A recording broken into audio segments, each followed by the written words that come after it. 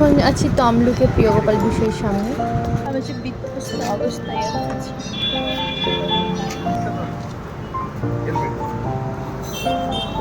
কেউ নিয়ে পালিয়ে যায় না, তোমাকে আমি দেবো। আমাকে একটা শাড়ি কিনে নেব। আমাকে একটা শাড়ি কিনে নেব। হ্যাঁ হ্যাঁ, চলো চলো। না না না না না না না, শাড়ি কি হবে আমার?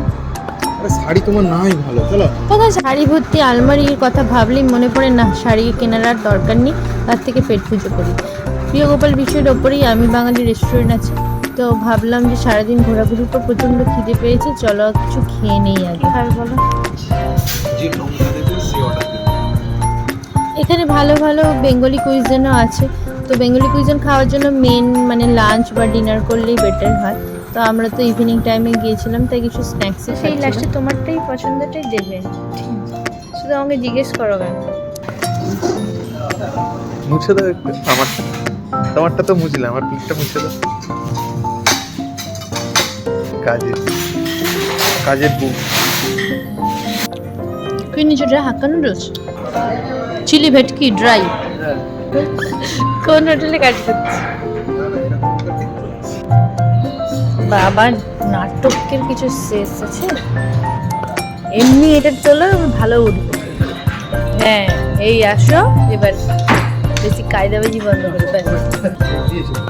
খিদে পেয়ে গিয়েছিল, ঝটপট করে খাওয়া স্টার্ট করে দিলাম। নিয়েছিলাম হাক্কা নুডলস আর চিলি ড্রাই ভেটকি। তো আমি ফিশ স্টার্টারটা খেতে ভালোবাসি, চিকেন স্টার্টারের থেকে ফিশ স্টার্টার খুব ভালো লাগে।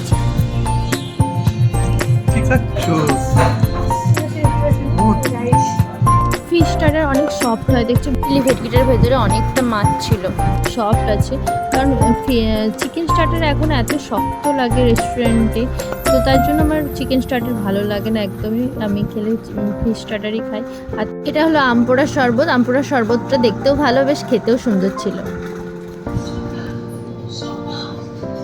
ভালো করেছে কিন্তু মনে হচ্ছে জলজিরা দিয়েছে। চলো চলো চলো, যাবে না? হ্যাঁ, পেমেন্ট করে দেবো, চলো। এইটুকু মৌরি দিয়েছি, আমি কি করে নিয়ে যাবো? এইটুকু খাবো কি করে? কমপ্লিট, এবার যাবো বাড়ি। আজকের মতো টাটা, দেখা হবে নেক্সট ভিডিওতে। আর কারা কারা আমার মতন এরকম মৌরি খেতে ভালোবাসে, যারা মুঠো করে বাড়ি আসতে আসতে রাস্তায় খেতে খেতে আসো, কমেন্ট করে অবশ্যই জানিও। ভালো থেকো সবাই, টাটা।